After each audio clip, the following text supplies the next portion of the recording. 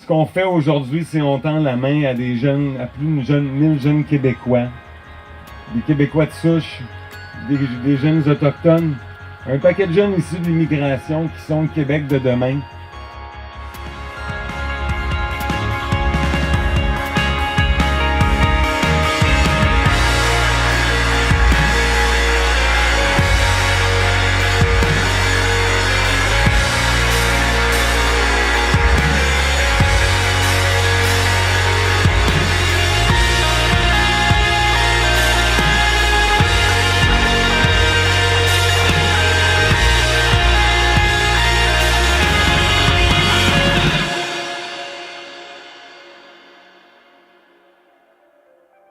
Nous sommes le 10 août 2017 dans le parc Belle-Rive de l'arrondissement Mercier à Montréal.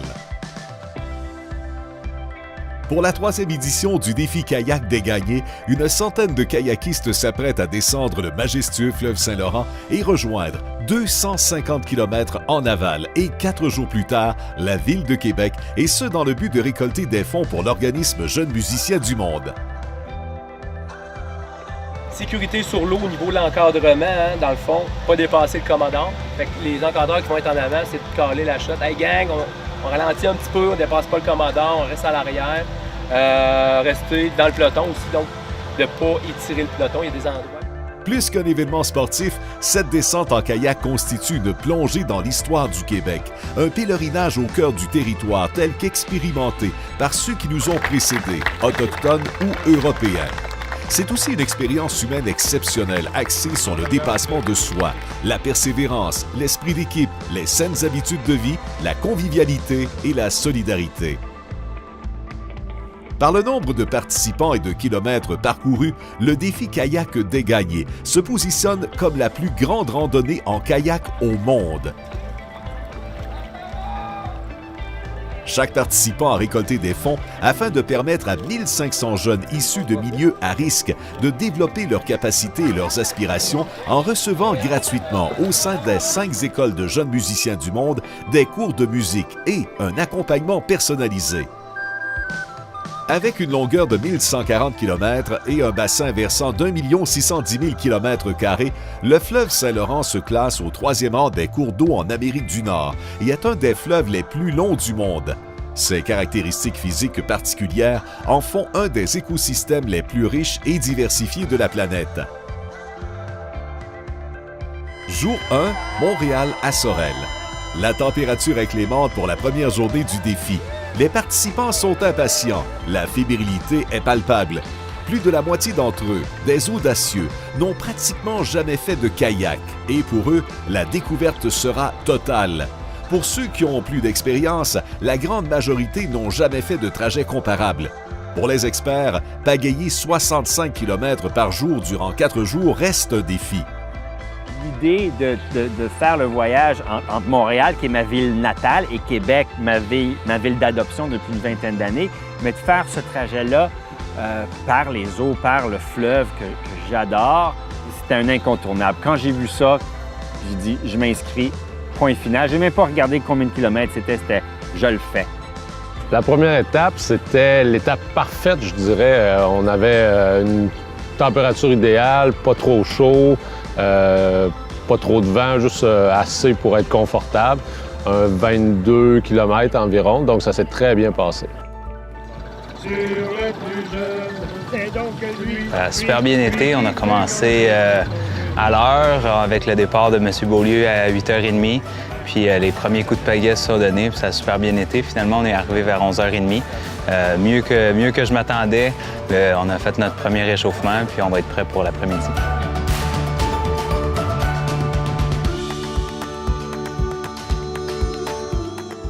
On a eu une bonne heure de repos à se ravitailler.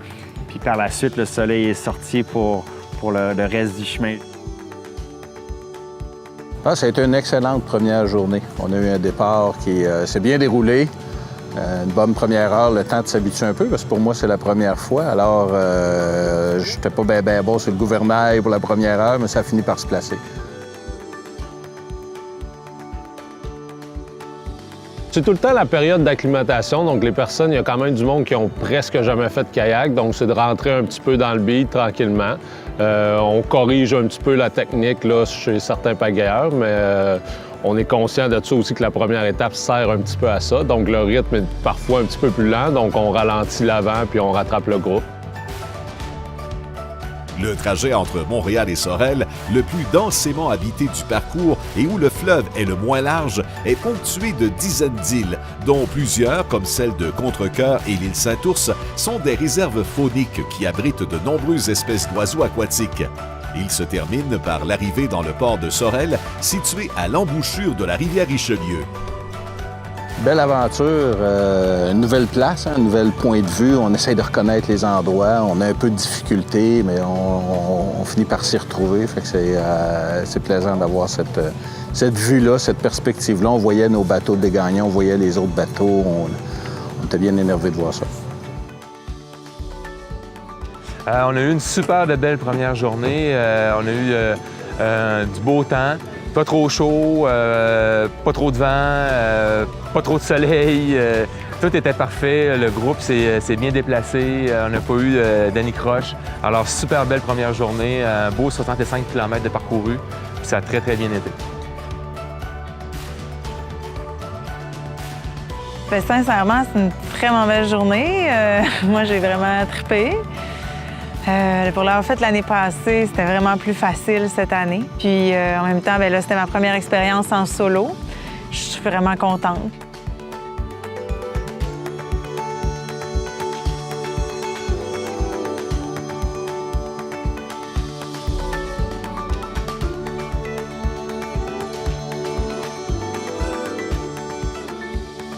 Ça continue demain, destination Louisville et Trois-Rivières, et on traverse le lac Saint-Pierre.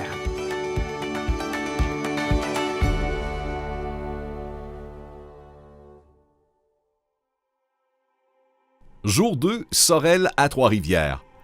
La deuxième journée débute par la traversée de l'archipel du lac Saint-Pierre, le plus important du Saint-Laurent, composé de 103 îles, qui laissera rapidement place au lac Saint-Pierre lui-même, cette étendue d'eau de 30 km de long par 13 de large. Ouais, le défi de la journée, c'est le lac Saint-Pierre. La deuxième journée, c'est ça. On a cette portion-là à traverser qui est pas évidente. Alors, on va surveiller ça. Il y a des risques d'orage en après-midi. Alors, ce midi, on va se rencontrer, on va réévaluer les affaires pour s'assurer que si la sortie a lieu, que ça se fasse de façon sécuritaire. Pas de point de sortie. De Louisville, quand on part pour Trois-Rivières, on a un 20 km, pas de point de sortie. Donc, ce petit bout-là, il faut être sûr de ce qu'on fait là, quand on embarque dessus. Le problème, c'est que des petits bateaux à moteur ne pourront pas nous suivre puisqu'il n'y a quasiment pas d'eau à cette hauteur-là. Il faut qu'on navigue en groupe avec les petits bateaux à moteur. Alors, vous comprendrez.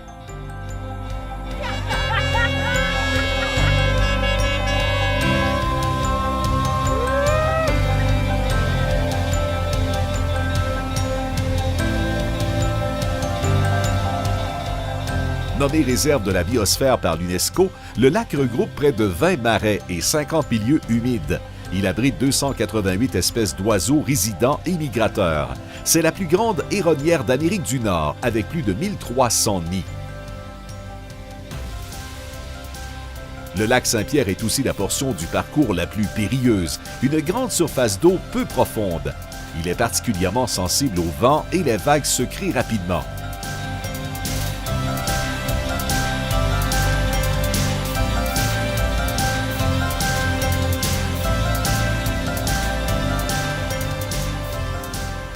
Ainsi, en fin d'avant-midi, juste avant l'arrivée à l'étape du midi à Louisville, un vent du sud-ouest à 15 nœuds se lève et des vagues d'1 mètre se forment. C'est le premier test que le fleuve impose aux kayakistes.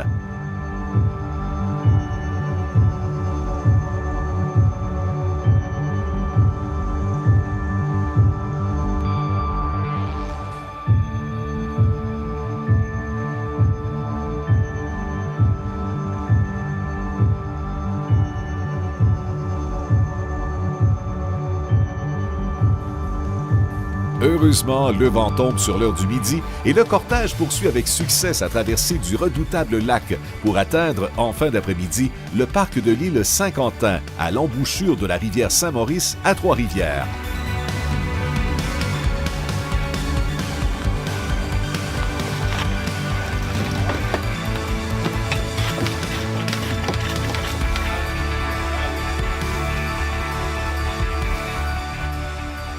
assez difficile mentalement. Ça a été assez rough. Le matin a été rude, avec des bonnes vagues dès qu'on est arrivé sur le lac. Donc, l'arrivée à Louisville s'est faite relativement vite, mais sur le lac, on a eu des bonnes vagues. Après le lunch, par exemple, le lac était vraiment relativement calme.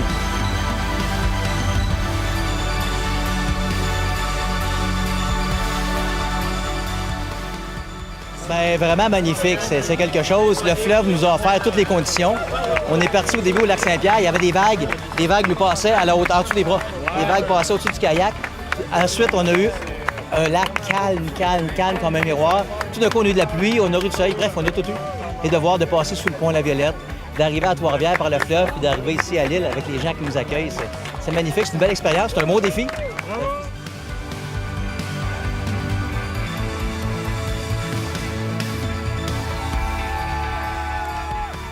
Le fleuve est important dans notre vie. C'est parfois un moyen de financement, c'est parfois un moyen de subsistance, c'est un outil de développement touristique, un outil de développement économique. C'est ça, notre Saint-Laurent. Ça nous définit partout dans le monde. Physiquement, on a le temps d'avoir très mal, puis d'oublier sa douleur. Donc, en ce moment, je me sens bien. Là. Je dirais que c'est peut-être demain matin. Là, j'ai un massage de planifié à 7 heures, donc ça va aider pour les bras, mais c'est tellement une expérience agréable là, que physiquement, même si c'est difficile et exigeant, on se sent bien, on sent qu'on a accompli quelque chose. L'ambiance aussi sur le fleuve est excellente avec les autres kayakistes. On fait des rencontres extraordinaires.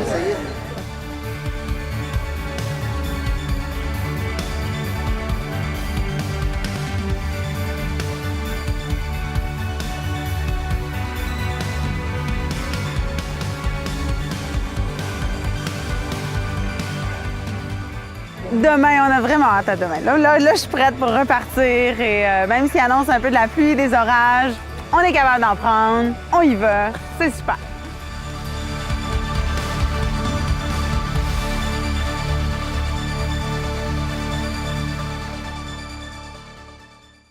Jour 3. Trois-Rivières à Port-Neuf.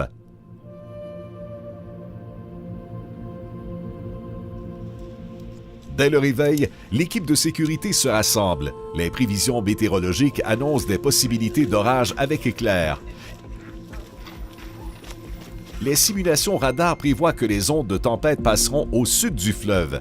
Mais la possibilité d'être surpris par un orage électrique n'est pas envisageable et la décision est prise de sauter l'étape Trois-Rivières à Batiscan et de réévaluer la situation à la mi-journée. Donc, ce matin, on a observé les simulations là, sur les sites d'Environnement Canada, là, des déplacements des conditions climatiques. Il y a des fronts froids qui s'en vient à grande vitesse de l'est vers l'ouest, qui va nécessairement passer au-dessus de la section où on est. Il y a des formations de cellules d'orage aussi, qui pourraient potentiellement envoyer des éclairs, mais aussi des rafales de vent importants. Ça se pourrait aussi que ça passe à côté, on ne sait pas. La météo, c'est un peu une science inexacte, mais il reste que dans les conditions actuelles, on ne peut pas prendre la décision responsable d'envoyer 100 personnes sur l'eau. Donc, les kayakistes, on va récupérer les kayaks, on va mettre ça sur les remorques et puis tout le monde va embarquer dans l'autobus. On va se déplacer vers la prochaine étape, Batiscan, puis on va réévaluer les conditions météo vers midi pour voir si c'est possible d'aller sur l'eau cet après-midi. C'est sûr qu'il y en a plusieurs qui sont déçus, étant donné à cause qu'il y a des risques d'orages violents ce matin, mais c'est sûr qu'on ne peut pas aller contre la nature. Donc, c'est sûr que Mathieu Forcier et toute l'organisation et les cofondateurs, mais pensent à notre santé avant tout. De minute en minute, on regarde les radars, on regarde les prévisions maritimes. Pour l'instant, c'est encore incertain, mais on garde l'espoir. D'accord? Donc, ce qu'on va faire, c'est qu'on va sortir tous les kayaks sur la plage là-bas. On va tous se préparer comme si on part vers 11 h. Dans 1 heure et quart, on va re-regarder la situation, puis on va prendre une décision en ayant toujours à l'esprit votre sécurité, puis d'assurer que on continue à avoir du plaisir sur le fleuve, puis que ce ne soit pas le contraire.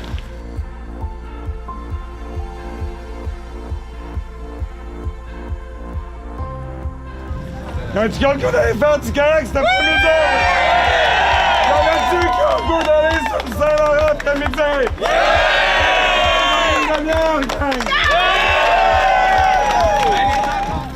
L'orage, comme prévu, passe au sud du Saint-Laurent et les kayakistes peuvent reprendre la mer. Le soleil est même au rendez-vous en après-midi.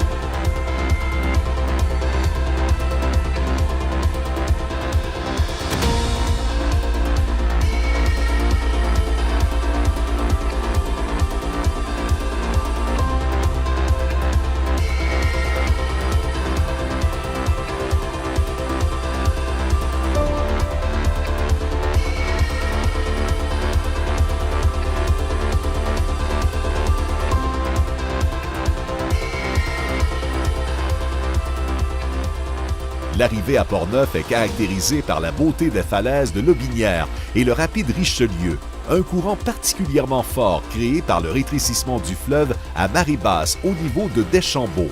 Les kayakistes y atteindront la vitesse de 22 km/h.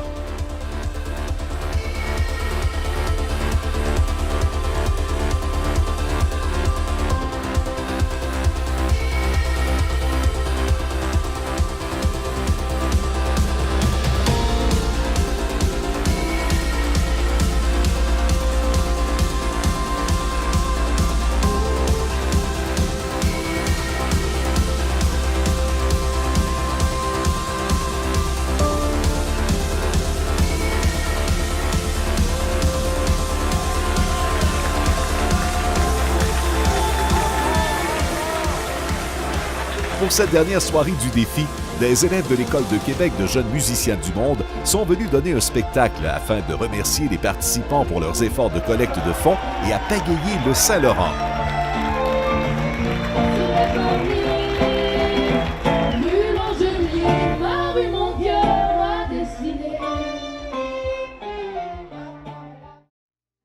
Jour 4, Portneuf à Québec.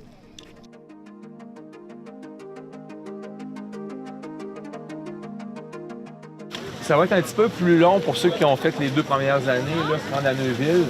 Pourquoi? Là, la marée elle descend, puis plus on va se diriger vers l'est, plus on va avoir un compte-courant qui va s'installer. Fait que ça va peut-être prendre un petit peu plus de temps que dans le passé pour se rendre à Neuville. Sauf que on a une belle fenêtre pour toute l'après-midi se rendre à Québec, dans le sens où on a un courant fort et descendant toute l'après-midi. Fait que c'est pas grave si on arrive un petit peu plus tard à Neuville.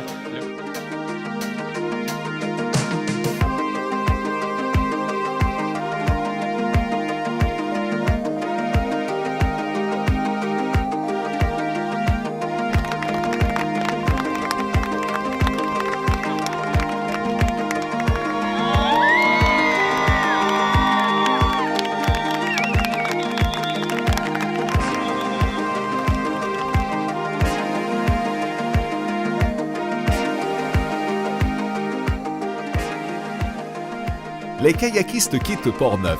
Un phénomène absent lors des 3 premières journées vient influencer leur progression, le courant de marée. Effectivement, c'est à partir de ce point que les marées sont suffisamment fortes dans le fleuve pour que le courant s'inverse plusieurs heures par jour et évolue à contresens. C'est donc avec un courant contraire que les kayakistes débuteront la journée.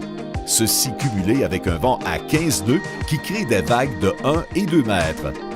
La première partie de la dernière journée, très bien, très plaisant. Il y avait beaucoup de vagues, mais surtout qu'on pouvait faire du surf. C'est la première fois que je fais du surf en kayak, puis en plus sur le fleuve. C'était merveilleux. C'est très bien passé. Il y avait quand même des grands vents, donc des grosses vagues. Donc il y avait un côté excitant, mais il y avait un côté pas de danger, là, mais qu'on ne voulait pas chavirer non plus. Mais honnêtement, on est très, très bien encadré, donc c'est vraiment le fun. Ça a bien été. On a eu un bon courant pour commencer. Après ça, avec les vagues, ça a été un petit peu plus rock'n'roll. On surfait sur les vagues. On a eu beaucoup de plaisir. Plus difficile un peu sur le corps. Là, ça paraît que ça fait 4 jours. Mais beaucoup de plaisir, ouais.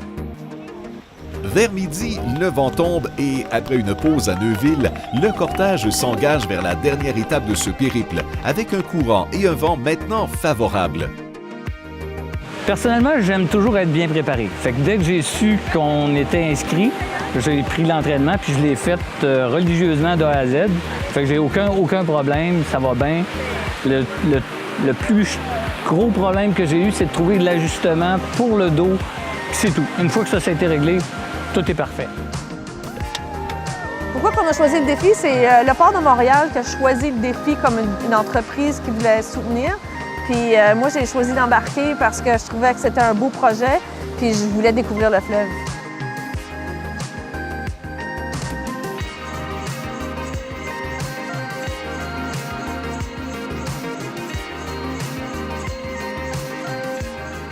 C'est avec un sentiment profond d'accomplissement que les kayakistes passent sous les ponts qui se dressent comme une ligne d'arrivée colossale.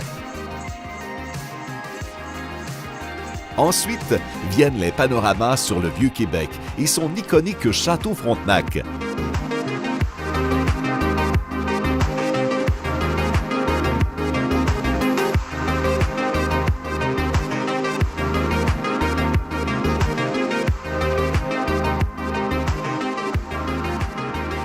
Et l'arrivée sur la plage de la baie de Beauport, bondée de sympathisants s'étant déplacés pour accueillir les participants. Ah, ben, un petit peu de vagues, mais les vagues étaient dans le bon sens, puis le vent était dans le bon sens aussi. Ça s'est super bien passé. On a ramé très fort, on a pagayé très fort, mais le vent nous a aidés. On a vu évidemment tout le beau panorama qu'on a entre Neuville et Québec. C'est un privilège de voir la belle ville de Québec du fleuve en kayak en plus.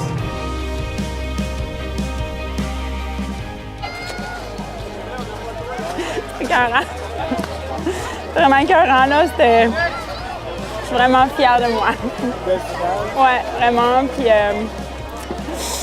wow! Humilité devant le fleuve, là.